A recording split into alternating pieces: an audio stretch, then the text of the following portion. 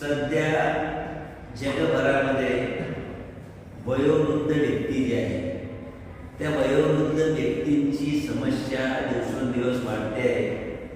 विशेषतः जपानसारखे देश आहेत किंवा इतर विकसित देश आहेत किंवा भारतामध्ये देखील वाढत्या आरोग्यविषयक ज्या सुविधा आहेत या सुविधांमुळे व्यक्तींचं वय जे आहे ते वय वाढत चाललेलं आहे आणि वाढत्या वयामध्ये वृद्धत्व ही जी समस्या निर्माण झाली आहे या वृद्धत्व असलेल्या लोकांचं उतार वयामध्ये समायोजन करताना काय काय प्रश्न निर्माण होतात या प्रश्नाची चर्चा आपल्याला करायची आहे. त्याच्यामध्ये सर्वात पहिला प्रश्न उतार वयामध्ये येणारा तो म्हणजे आरोग्य. कारण जसं जसं वय वाढत जातं शरीराची शारीरिक क्षमता कमी होत जाते आणि शरीराची शारीरिक क्षमता किंवा प्रतिकार क्षमता कमी झाली की आपोआप वेगवेगळ्या प्रकारचे आजार उतार वयामध्ये लागत जातात. मग मधुमेहासारखा आजार असेल, बीपी सारखा आजार असेल किंवा इतर वेगवेगळे मानसिक आजार असतील तर असे आजार या वयामध्ये लागतात. म्हणून उतार वयामध्ये जे आरोग्याचे प्रश्न निर्माण होतात या आरोग्यासाठी मोठ्या प्रमाणावर होणारा खर्च किंवा आरोग्यामुळे होणारी मानसिक अस्वस्थता, चिडचिड आहे किंवा इतर गोष्टी आहेत तर यांचं समायोजन कसं केलं पाहिजे, ते आरोग्य चांगले राहण्याच्या दृष्टिकोनातून काय काय केलं पाहिजे याबद्दल वेगवेगळे उपाय हे उतार वयामध्ये सांगितले जातात. की पायी चाललं पाहिजे, सामाजिक उपक्रमांमध्ये सहभाग घेतला पाहिजे, जास्तीत जास्त आपलं आरोग्य कसं राहील, आपण कसं फिट राहू या दृष्टीने प्रयत्न केला पाहिजे. किंवा जसं रिकामं मन हे सैतानाचं घर असं म्हणतं तर उतार वयातल्या माणसांकडे काम नसतं आणि काम नसल्या कारणाने त्यांच्याकडे खूप मोकळा वेळ असतो. तर हा मोकळा वेळ कशा पद्धतीने समायोजन करता येईल, त्याचा कसा योग्य पद्धतीने सकारात्मक पद्धतीने वापर करता येईल की जेणेकरून आपलं आरोग्य पण चांगलं राहील आणि आपल्याला तो वेळ व्यवस्थित खर्च करता येईल. तर या पद्धतीने प्लॅनिंग करता येईल. त्याच्यानंतर कुटुंबामध्ये देखील अनेक प्रश्न निर्माण होतात.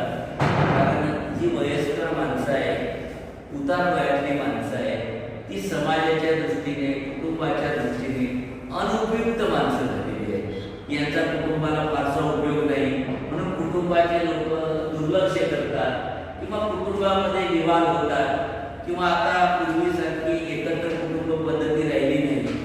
एकत्र कुटुंब पद्धती न राहिल्यामुळे अनेकदा जे उतार वयातले माणसं आहेत त्यांना एकटं राहावं लागतं. मुलांपासून किंवा आपल्या कुटुंबापासून एकटं राहावं लागतं. म्हणून अनेक कुटुंबविषयक किंवा उतार वयातले माणसं आणि कुटुंबातले तरुण सदस्य यांच्यामध्ये अनेकदा मानसिक संघर्ष निर्माण होतो, तणाव निर्माण होतो. म्हणून त्यांचे जे कुटुंबविषयक प्रश्न आहेत ते कुटुंबविषयक प्रश्न सामोपचाराने सोडवण्यासाठी त्यांना तशा प्रकारचे मानोपचार तज्ञ असतील किंवा विपश्यनासारखे प्रयोग असतील किंवा कुटुंबातल्या लोकांनी जास्तीत जास्त त्यांच्याशी संवाद साधून त्यांच्या भावना जाणून घेण्याचा प्रयत्न केला तर त्याला कुटुंबामध्ये जास्तीत जास्त कसं समायोजित करता येईल, कुटुंबामध्ये कसं सांभाळून घेता येईल, कुटुंबातल्या सदस्यांना ते ओझं न वाटता कुटुंबातल्या लोकांना ते आपल्याला मदत करणारे आहेत ही भावना समाजामध्ये निर्माण करण्यासाठी प्रयत्न केला पाहिजे.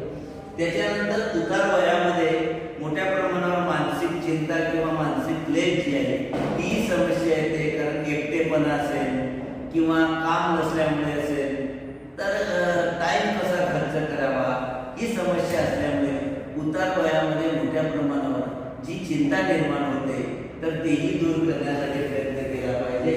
त्याचा जो फुरसतीचा वेळ आहे तो कसा सन्मार्गी लागेल म्हणून काही काही देशांमध्ये आता स्वीडन सारखे देश आहेत अशा देशांमध्ये जर तरुणपणी आपण सेवा केली, जितकी वयोवृद्ध लोकांची सेवा केली तर ती आपल्या उतार वयामध्ये आपण जेवढा काळ सेवा केलेली असते तेवढा काळ दुसरे तरुण आपली सेवा करतात अशी पद्धत आहे. किंवा काही काही देशांमध्ये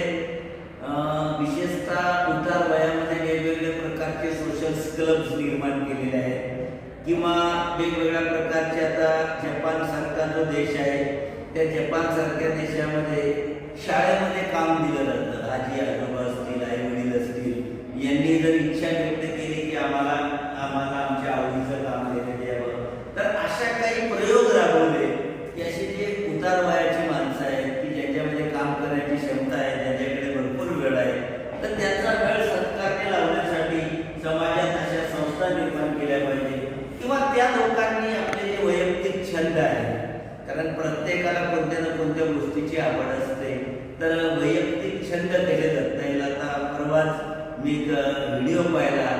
IIT दिल्लीमध्ये एक प्राध्यापक होते, अमेरिकेच्या विद्यापीठामध्ये PhD झाली होती. त्या प्राध्यापकांनी सरळ वयाच्या 55व्या वर्षी व्हॉलंटरी घेतली. आपले जे उरलेले पैसे आहेत त्यातले अर्धे पैसे आपल्या कुटुंबाला, पत्नीला, मुलाला देऊन टाकले, अर्धे पैसे घेतले, सायकल घेतली आणि सरळ छत्तीसगडच्या जंगलामध्ये त्या ठिकाणी त्यांनी आपली झोपडी बांधली आणि आजूबाजूचे जेवढे आदिवासी लोक आहेत या आदिवासी लोकांना त्यांनी शिक्षण देणं सुरू केलं. म्हणजे मग आदिवासींनी शेती कशी करावी, तंत्रज्ञानाचा कसा वापर करावा, तर अक्षरशः ज्या आदिवासी भागाच्या हायवेला धाबे आहेत त्या धाब्याच्या ठिकाणी ते एक फळा लावून त्या ठिकाणी त्या आदिवासी बायांना, पुरुषांना, तर असं जे आवडीचं काम जे आहे ते काम केलं तर त्यांचा वेळ जाऊ शकतो. आणि घरातल्या कुटुंबामध्ये पिढींमध्ये देखील संघर्ष होतो, कारण वयस्कर लोकांचे विचार तरुण लोकांच्या विचारामध्ये अंतर असतं.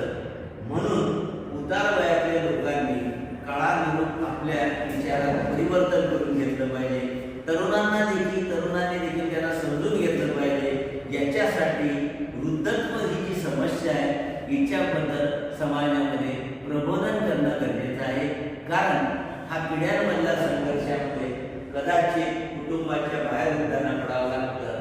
तर या पद्धतीने उतार वयामध्ये समायोजन करण्यासाठी काय काय केलं पाहिजे याबद्दल